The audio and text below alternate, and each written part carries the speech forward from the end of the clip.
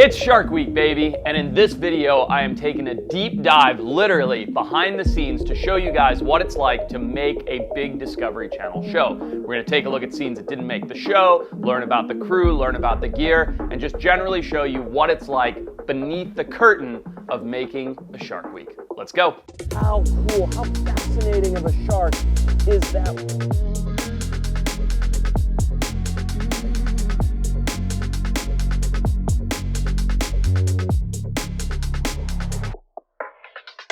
So when we set out to shoot this show, we had an idea in mind. We wanted it to feel Japanese. We wanted to feel authentic to the location that we're going. So everything that we did had to be cool or weird or different or very Japanese, including the very first scene that we had to shoot. Now, when you shoot a production, you can't always do everything in order. And some of the controlled scenes, like a meeting scene or a review scene or something like that, you sometimes shoot out of order so that you can put them in a really cool location. As you can imagine, we landed in Tokyo when we went to Japan before heading out to do the diving and the deep sea stuff. So the first scene that we shot for the show had to take place in Tokyo. And while you don't see it until later in the show, we decided to do a cafe meet and greet with my good friend Christine De Silva, but it couldn't just be any cafe. No, no, no. It had to be a very cool, very Japanese, unique cafe, something I'd been following on Instagram for years. So we picked the Capybara Cafe. All right, so here we are. This is day one on set for our new show, and we are filming a meeting scene with Christine and our two capybara friends over there. So they were just here eating carrots, and now they're running away. Tomorrow we get into the sharks, but today it's all about the capybaras. Look, guys, come on. Look, look, look, look, look, look. Come on. Yeah, I don't think this is going to be that challenging. And then every once in a while we'll just have to do a little carrot right. Put your fat butt down. There you go. There you go. So as you can see, I was very distracted. It was kind of a disaster having the capybaras on set. They were all over us. They were climbing on our laps. But this really had nothing to do with Shark Week because this was sitting in a cafe, drinking lattes next to giant rodents. So we had to get on with it. And the first thing that we did on the water was head out, partner up with a commercial fisherman, a Japanese longliner who targeted sharks, to head out on the water, and boy, were we in for a surprise there. So here we go. It is day one in Yaizu. They look like they're all in uniform over there in their Grundens gear. Gear is coming out of the van. Christine is building her bruvs. We've got a giant aquarium that's getting mounted onto this boat over here, and this is our Japanese fishing boat that we will be spending the next week on, searching for deep sea sharks. So it's day one, Shark Week behind the scenes. Everybody's excited, everybody's geared up. It's absolutely freaking freezing, and let's see what we can get. So while I don't personally support longlining as a fishing practice, a lot of what we know from sharks and shark ecology and conservation comes from fishing. And in Japan, where they've been doing it this way for thousands of years, there are few better methods to see sharks than to hop on a Japanese longlining boat. So typically, any sharks that boat would have caught would have ended up being killed and put into the markets. But because we were there, we offered to pay the guys to jump on the boat, release any sharks that we caught, and work with them and just see what incredible deep sea creatures we could capture on the long lines and capture on Christine's bruvs, her Beta remote underwater video cameras. So we headed out with them and did not expect what we had coming. So we had this custom giant plexiglass tank made so that any sharks that we do pull off of the bottom, we have a really cool place to put them, somewhere that they can recuperate a little bit before we grab our DNA and material and possibly tag them and then put them back in the water. But look at the size of this thing. If I had this fish tank at home in my living room, I would be ecstatic. And sadly, it's just something we're putting on a boat and keeping in Japan for a couple weeks, but will be pretty cool once we're all set. So I'm such an aquarium nerd. I absolutely love aquariums. In fact, if you haven't seen my home tour video, we'll put the link right here. You can click it and you can see all the aquariums I have at home. But when I knew we were going to Japan, I was like, we gotta build a giant aquarium because any of these deep sea sharks that we pull up, we have to revive. And in order to revive a shark, you have to give it fresh water, you have to pump water over its gills, you have to let it rest and recover before you re-release it. So we went to the trouble of, and I shouldn't admit this, spending several $1,000s to custom make this giant plexiglass tank, acrylic tank, instead of glass, so that if it shattered on the boat, it wouldn't go everywhere. And it was like a dream tank for me to have at my home. And we ended up loading it onto the boat to put all of the sharks in that we caught. Not to mention this tank was like the most gigantic, heaviest, most unwieldy thing you've ever seen on a commercial fishing boat. All right, welcome to our beautiful Japanese commercial longline boat. Right at the base of Mount Fuji over there, as you can see. In the back, we have Christine and her bruvs, John the audio guy here getting everything all set. Mitch doing what he usually does, which is absolutely nothing. Poor Mitch, I'm always making fun of him. He like works the hardest. I'm like, Mitch doing nothing as usual. As we come around the front of the boat, see this is where the engine is. It's billowing just a mountain of disgusting diesel fumes that made everybody ralph their brains out yesterday. We have all our medical stuff here. This is where the captain drives from, up here. And up in the front, this is where the magic happens, right here. So here's the medic. How you doing? Hi. Good? The captain and his son. This is our big tank where we're putting the alien sharks when and if we catch any, which is pretty exciting. There's Johnny. He sucks. Nobody likes him. The captain here. Hi. He's the best. He's the best. You should have seen him. Domo, domo, domo. Yesterday, this guy kept us from sinking because we were really trying to sink the boat. Oh boy, so when I say we were trying to sink the boat, I mean it. So what happened was on our second or third day, it's all kind of a blur now, we roll down to the dock and you can see these like big, ominous, dark clouds. You can hear the thunder in the distance. And you know when you look out over a distance, like a span of water, and you see sort of like a dark wall? It was that much rain. And the captain, Captain Yamaguchi-san was like, we can't go out today. And I was like, buddy, we got to go out. It's like our second day on set. All we have to do, we don't even have to fish. I get it, it's too rough, it's gnarly. We just have to deploy Christine's cameras. Like, we absolutely have to. We can leave them overnight. We'll come back tomorrow. Weather's supposed to be good tomorrow and retrieve them, but we got to do something. Like, we can't do nothing. Even if we just make it, because the continental shelf's so close, even if we just make it like a quarter mile out of the harbor and deploy the cameras. And so he's like, you know, in his very polite, respectful Japanese way, he like agrees. So we head out to deploy the bruvs, and I'm not joking, this is the closest we have ever come to sinking a boat. It was insane. And you see us like laughing and joking in the shots coming up here, but you also see like Mitch sliding, Christine's bruvs going over. We broke 3 bruvs trying to deploy it, and Yamaguchi-san came over and was like, we are going in right now. And as he did that, like a giant wave broke over the side of the boat, and a helicopter from the Coast Guard came out and started buzzing over us because they thought we were sinking. I mean, it was bad, and of course none of this made the show because we got nothing out of it. There was no like upside to the storm. It was just a bad storm that stopped us from working for a day.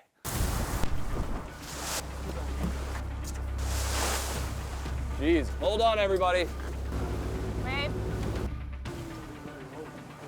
What?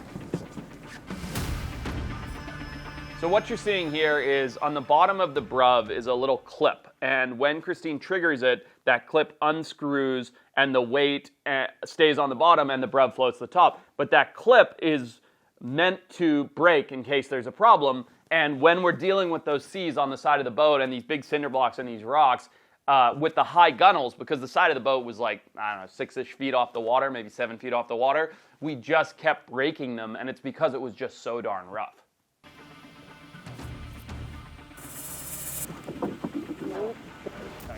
No, not yet, Mitch. Okay, come closer to me first. Here we go. Wait. Call the wave for us. Wait. Now. Oh, okay, bye. All right. That was a lot of work. Just deploying 1 bruv has taken us more than half of a day given the weather, so c'est la vie. I am out. Mitch, get in the boat. Yeah, I think we're gonna sit right here. Here we go, gotta get a photo here. There we go, excellent. Good photo?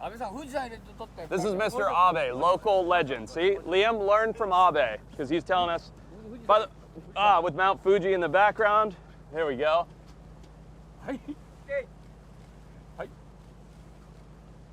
I'm bundled up like the Michelin Man. He's in a t-shirt. And then we have all of our long lines here. As you can see, all of these hooks that we're putting down today, close to 1,000 hooks. You guys don't have to get out. This is YouTube, you're good. We got the Power Rangers over here. They couldn't match more.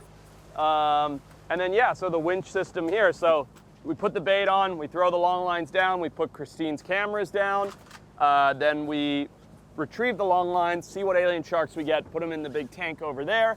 Then we pull Christine's camera up and see what's on there. So bit of a machine that we got working here. There's like 20 people on. So we've been out on the Japanese fishing boat all day, and we've been retrieving the long line for about the last 2 hours, and we have got some cool fish, some cool sushi fish, and we're gonna make some sushi. Mr. Abe is cutting it up right now for us. So while we were fishing, we pulled up some incredibly weird stuff, some leer fish, some rat tails like you're seeing here, and rat tails are disgusting looking. Like it's exactly what it sounds like. It's a fish that ends in a rat's tail. It has this like hard, cartilaginous head, and it's just not an animal that you look at and go, delicious. And it's certainly not an animal that you look at and go, I want to eat this thing raw without any protection of cooking it. However, Mr. Abe-san, the local legend, town mayor, sushi chef, professional underwater photographer, that's a resume, true story, looked at this thing and said, this is really good sushi. When in Rome, or as they say, when in Japan, we said, let's do it. So we were bored out of our gourds. There was nothing to do. We hadn't caught anything in hours. And Abe-san said, let me cut you up some sushi. And we went for it. So check this out, guys. Here we are on the Japanese longline boat. And Abe-san here, who is a very, very well-respected photographer, sushi chef, waterman, and town mayor in, not joking, here in Japan, has taken the rat tails, which are these crazy, weird-looking fish that you might have seen earlier in the video, and is making us fresh sushi. And when I say fresh, I mean sushi that was literally alive 15, 20 minutes ago. So he filleted the fish, he hit it with this blowtorch, and now he's making these perfect little bites. And the attention to detail going into every bite, I mean, this guy puts Chef Nobu to shame. It's insane how much and how well he's doing it. Mike made his own. His looks awful. Edible, but awful. I tried. Abe-san is making these beautiful bites. Arigato. Arigato gozaimasu. And then we have these beautiful little pieces of fish. Cheers, Mike. Cheers. It's so good. It's so fresh. Where's wasabi? So meaty. You made yours wrong.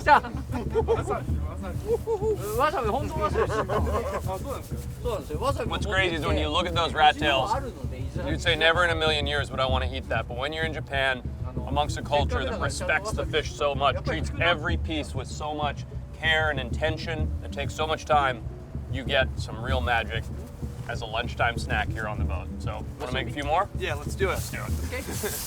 So, interestingly enough, most people think that the fresher the fish, the better. But if you're an avid ocean fisherman, especially if you're a diver, spear fisherman, you know that's not true, right? If I go out and I get a big hamachi, a yellowtail, the best thing you can do is take that, gut it and clean it, and leave it in a cooler on ice overnight, because the muscle, which is so tense, will relax after the animal has died, and it makes for softer, more delicious sushi. So when Abe-san said, I'm going to take this rat tail and make sushi right now, not only was I skeptical because it's a heinous looking creature, but I was like, fish shouldn't be this fresh, it's going to be weird, blah, blah, blah. I couldn't have been more wrong. It was a little bit tough, like the meat was sort of a crunchy-ish texture, but the flavor, I mean, I'm starting to drool thinking about it. I swear to God, the flavor was so good. And the fact that we were sitting on a Japanese fishing boat with this guy who brought a rice cooker, a flamethrower, the whole thing, put it all together, made this incredible fresh sushi with wasabi that he ground right there himself and cooked the rice and everything. It's just one of those moments, like every show you have that moment that you'll never forget. And it was one of those moments, sitting on the boat, I'm sitting next to my good buddy Mike, and we're eating sushi prepared by this Japanese guy, fresh out of the ocean. It's unbelievable flavor. It's not something you could ever replicate. And it's just one of those things that sticks with you forever. I think when most people think of filming a Shark Week show or filming a wildlife adventure, they think it's action, action, action, right? Like you spend your entire time out with creatures, on creatures, interacting with stuff, because when you watch a presenter-led animal show, that's all you see. What you don't see is the many, many days like this where you do absolutely nothing, waiting for those key moments to happen. So today is one of those waiting days, it appears. Hello, John. Hi. Hi, John. You literally wiped. You want the captain to Yeah. go to the point? Bro. If you're not having fun, you're just not doing it right. This isn't brain surgery. We're not saving lives here. We're making TV shows and promoting conservation. And you see that in our crew, right? John, our audio guy, is wiping Johnny in the face with his boom. We're always joking around. We're always teasing with each other. My wife calls us a traveling fraternity because we spend so many days on the road together, and you have to be. The reality is, and I mean no disrespect to anybody else, we're a smaller team that goes out on longer, harder expeditions than pretty much anybody else on Discovery or television, really. Because we're targeting such rare and hard-to-find animals, it takes a longer amount of time, and it takes fewer people. Your typical production crew is like 14, 15, 20 people, and they go out and they shoot for like 5 or 7 days. We're 5 or 6 people, and we go out and shoot for 3 to 4 weeks. So very, very different structure to the majority of productions. That's why I ended up starting my own production company, so that we could do things in this different way. And while it may not be the most lucrative way of doing things, it's definitely the most fun. So while almost everything cool made the show, there was one animal that didn't make the show because we just ran out of space, which was this bird-beaked dogfish. So we reeled this thing up. It's an amazing creature. As you can see, it's kind of like a hammerhead the wrong way. Instead of being this way, it's this way. It's a deep-sea shark, and it was honestly just an incredible creature to see. We were just out of space in the show, so instead, you guys get to see it here. See that? I'm getting a little bite there. And got him. Christine, I got a shark. Look, get him up.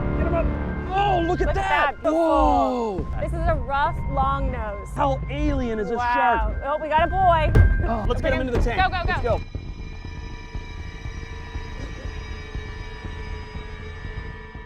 Come on, buddy. At this Hey. animal. Look at that nose. Look Lift at him that up rock. here. Yeah. Lift him up for a Hey, second. buddy. Wow. Look at that rostrum. It's like a hammerhead if a hammerhead decided to grow this way instead of that way. How cool, how fascinating of a shark is that with those crazy eyes? And look at their ampullae. Look at these specialized pores along the rostrum here. You can just tell this is such a unique deep sea animal. Look at that. Look at how he's kind of kicking there. So See the cool. gills pumping. We go for that jaw and you sort of push it forward. Look at how he does that. So let's put him back there. He's happy swimming there. Well, happy might not be the right word, but he is doing okay. He's recovering. He's swimming around the tank a little. There we go. I want to get him back in as quickly as we can. So let's start with dorsal fin. So let's take blood now. All right, that's all I need. Should we let him go? I think it's time. Oh, slimy. Bye, buddy.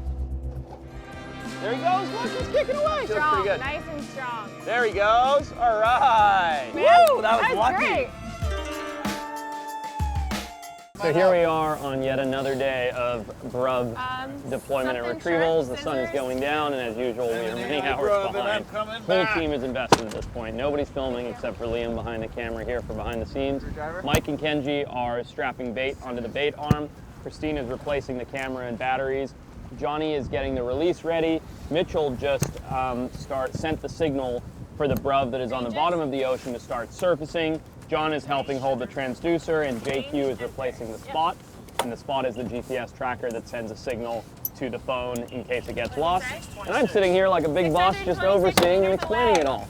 Now, I've been doing it all day and I'm not in the scene, so I'm hiding. But it's all coming together really well.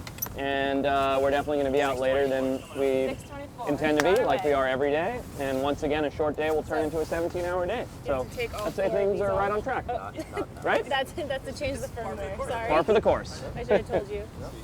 As I mentioned earlier, you don't always film things in order, so when we finished fishing in Yaizu, we now had to get into the most exciting part, the diving part. So we packed up, we drove 5 hours up to the Chiba Peninsula, and got in the water.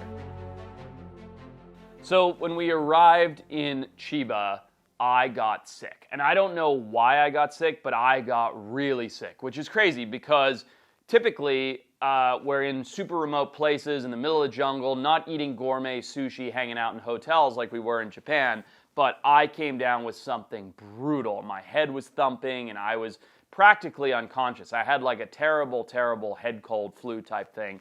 And we get to Chiba. I'm so excited to dive because it's one of the places with the highest level of shark endemism in the world, more diversity than anywhere else on the planet when it comes to elasmobranchs, and I am so under the weather. Not to mention, it's freezing cold, it's ripping wind, and the water is in like the high 40s. So we are up against it. Now, most people, anybody with any bloody brains, wears a dry suit when they're diving in high 40s conditions. Not us, we're wetsuit guys. Reason being, I'm a free diver, Johnny's a free diver, Mike's a free diver, and we want to be able to rip off our scuba gear and free dive at any point in time without dealing with dry suits. So we wear all these wetsuits, and we hop in, and the conditions were spectacular but brutal. Cold, clear, crisp, but my head is thumping. I'm trying to pass out. I can't clear my ears. I can't get to the bottom. And unfortunately, this doesn't really make the show. I pretty much just passed out underwater and had to be kind of recovered. But we won't get into that whole story. It was a bit of a thing. I pushed it too hard when I shouldn't have, and I passed out. Luckily, JQ and Johnny were there. They sort of pulled me back up. I was shaking. I kind of fell in and out of consciousness a little bit, but that's what I get for pushing it too hard. Fortunately, because I probably would have kept doing it, we had really bad weather the next 2 days, so that shut us down, which gave me a chance to recover and bounce back to finish making a really great show. Your lips are blue. Huh? Your lips are pretty much blue. Yeah, I'm pretty cold. The heat vest flooded my wetsuit, so I was open to the water the whole time. Jesus. Nope. I'll get it eventually. Try the heat vest again, but tuck it inside my Farmer John's. I mean, you just sprayed the machine into it with salt water. I'm sure that toasted it. I also ran out of air completely. You'd come up with nothing? Yeah. I was holding my breath for the last 20 feet. Which is always fun. Super safe. Oh, we got good stuff. Here you go. Beaten up. With the cormorant? We're in shambles. Yeah, we got Dive one in it. bleeding, freezing. Oh yeah, so not only did I get hypothermic and pass out, Johnny Johnny ruptured his sinuses. So he had blood gushing out. I mean, we were pushing it. And by the way, for any of you watching this at home that thinks I want to do what they do, you should. It's freaking awesome. But you have to push yourself, right? We'd already been going for a week and a half at this point, 2 weeks, whatever it was. We were running on 4 to 5 hours of sleep per night on the good nights. And I was sick, Johnny was sick. We had to do it anyway. You got to make the show. You got to push on. You got to look for the shark you're after. And we were starting to pay the price. The team and I just got out of our first dive in Japan, and it was chilly. It was not warm. It was not warm, was it, Mike? A little bit cold. So now we are soaking in these tubs to warm up. Mike, would you join us, please? It's not for safety. Okay. For the safety of the team, would you please help us? Share body heat. Yeah, we need to share body heat in our boiling tub. Come on, bring it in. This is better. Much better. Overflow a little bit. Much better. There we go. Yeah. Yep. You're good. But as I said, you gotta have fun. So Christine, she came with us diving just for the first day and then had to fly home. That didn't make the show. She just got to dive and kind of head out in a different direction. But we were cold. And so when we got back to the dive shop, they had a big bathtub that you use to rinse your gear, and we filled it up with the hottest water we could muster and all got in the tub together to warm up.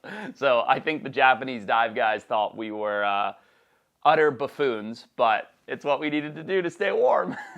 John, can you, John. Can you baby bird him? Not me. No, not like that. No, just No, water. you're making the tub gross. Michael, chew your food. How spicy is it? You're not a pelican. No, not that spicy. Or cormorant. You guys are peeing right now, right? Yeah, just tell me. Is it just me, or are you guys also peeing? I've been peeing Okay, since. sweet. Just making sure. Yeah. Peeing for a while.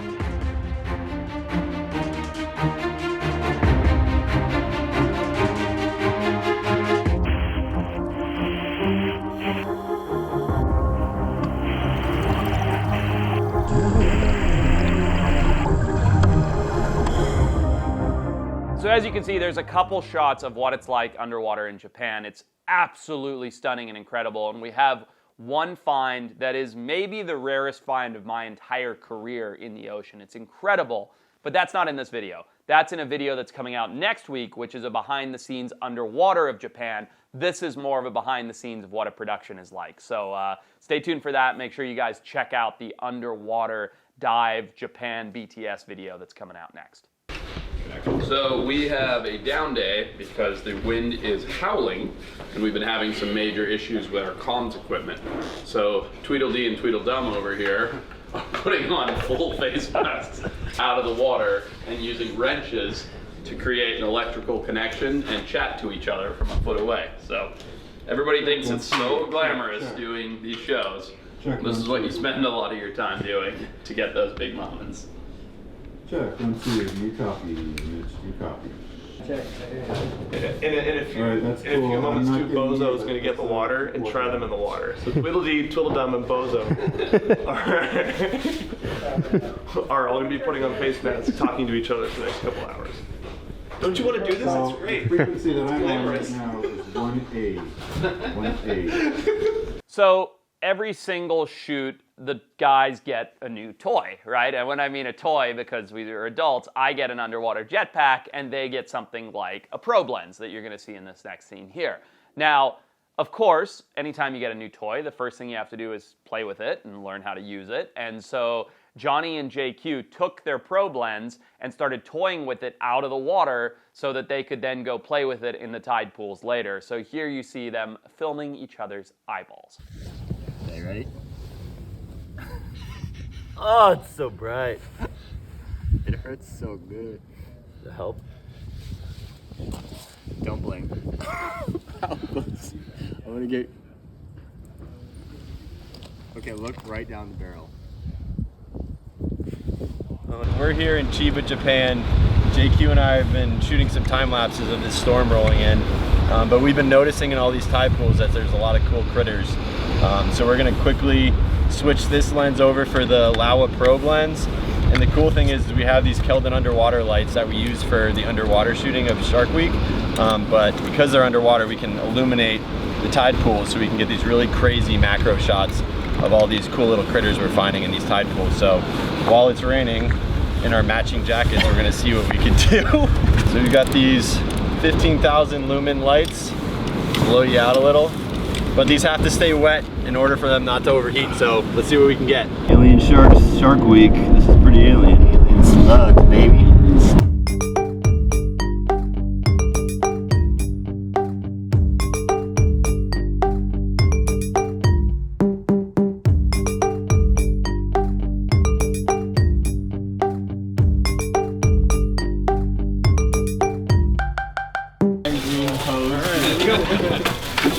Alright, that's a wrap on Alien Shark. Ding-a-ling, ding-dong. Super dry. Oh, no. That's Somebody else. Shake. Sans alcohol. Super dry, non-alcoholic. Cheers, guys. Another one in the bag.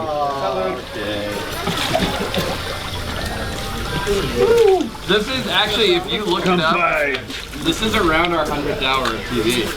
Yeah? Yeah. What's it? How do you say it in Japanese? Gunpei. Bye. All right, so there you have it. That's a little BTS of what it's like to make one of these large video productions. If you'd like to learn more, there's a couple things you can do. One is you can tune into Alien Sharks Ghosts of the Sea on Max and Discovery. 2, check out the Wild Times podcast. I'll link it here. We're in this very same beautiful studio. We go into depth as to what it's like, some more of the stories, chat with the guys. They make fun of me, shocking, I know. And as always, once you get done with a show, you call that's a wrap. You drink a bunch of beers. You celebrate that you've got another one in the bag. So thank you guys for tuning in. Let me know in the comments below, how many shots did you end up taking? How many times did you see Mount Fuji? Take care.